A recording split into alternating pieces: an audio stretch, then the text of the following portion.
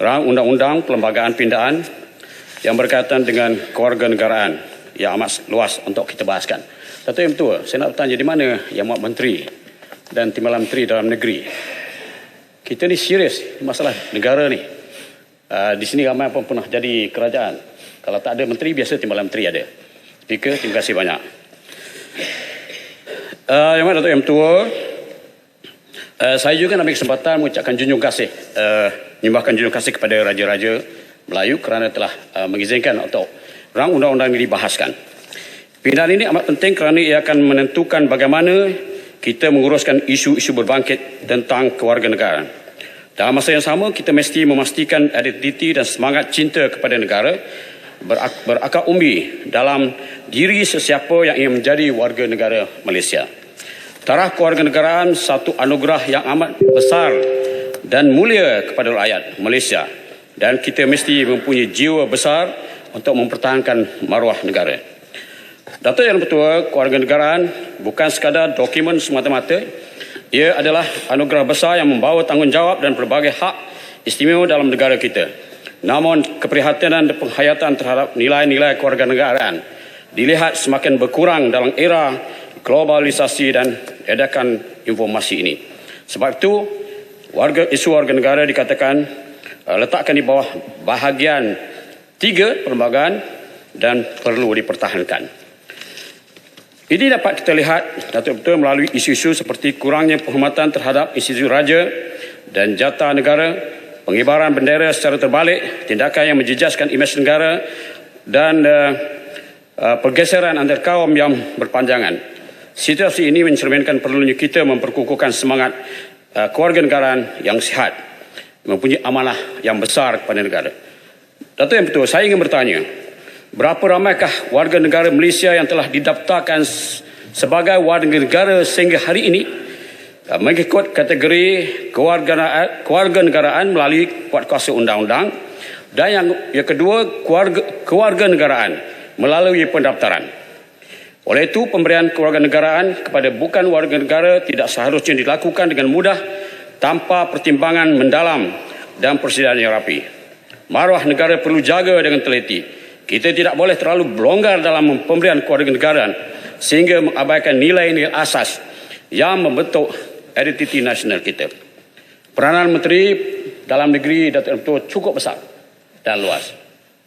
Kita nak pastikan supaya tanggungjawab ini mesti dijaga dan jangan ambil kesempatan yang tidak menentu sehingga kita boleh menghancurkan negara kita dalam beberapa aspek yang tertentu. Memang benar bahawa kemasukan pekerja asing menyumbang kepada ekonomi, tetapi kita mesti memastikan ia tidak merosakkan negara. Saya ingin tahu, Datuk Yang Ketua, sehingga kini berapa ramai pekerja asing dalam negara kita? Yang kedua, berapa ramai parti di negara terkini? Dan berapa ramai pendatang asing yang masuk secara sah telah hilang daripada radar negara dan mereka menjadi parti pendatang tanpa izin. Dan akhirnya mereka berkahwin dengan rakyat Malaysia. Lahir anak yang tidak menentu. Akhirnya timbul masalah. Bagaimana kita nak berikan kewarganegaraan kepada mereka?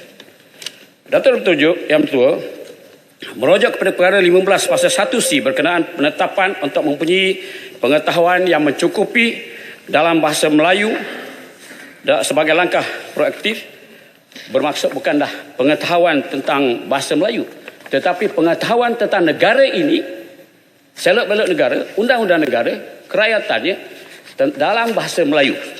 Dan saya ingin mencadangkan supaya kita melaksanakan beberapa perkara. Yang pertama, menginstitusikan pendidikan untuk negara baru.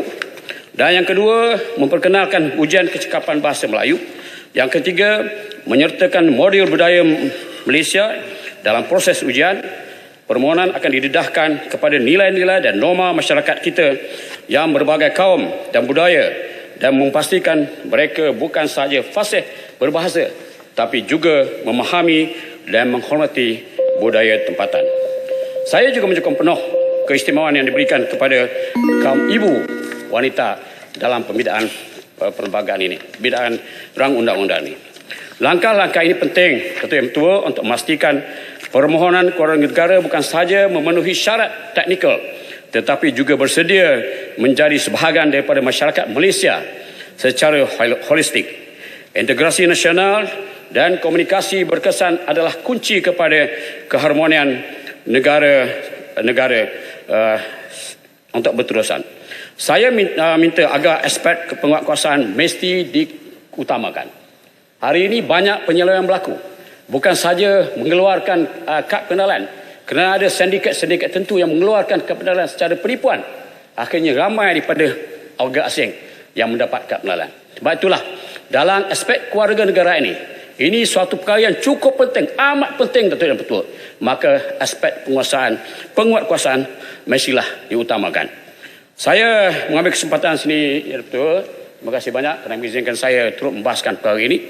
Saya minta kerajaan memberikan perhatian yang serius supaya kalau perlu kita pertimbangkan kemudian, sebab Majlis Raja hanya berkenan untuk kita bahaskan ini dalam Parlimen, dan ketentuan sama saja kita setuju secara cepat atau lambat terletak pada kita. Yang penting bagaimana kita memastikan supaya tidak lakukan kesilapan, akhirnya kita akan memusnahkan negara kita, Malaysia yang kita cintai ini. Saya mohon menyokong Datuk Pertua. Terima kasih banyak. Wabillahi taufik. Wassalamualaikum warahmatullahi wabarakatuh. Apa itu HD Premium? HD Premium merupakan konten berbayar yang disiarkan di portal harakahdaily.net. Ianya boleh diakses dengan membeli salah satu jenis langganan yang disediakan. Jom dapatkan konten eksklusif dengan HD Premium.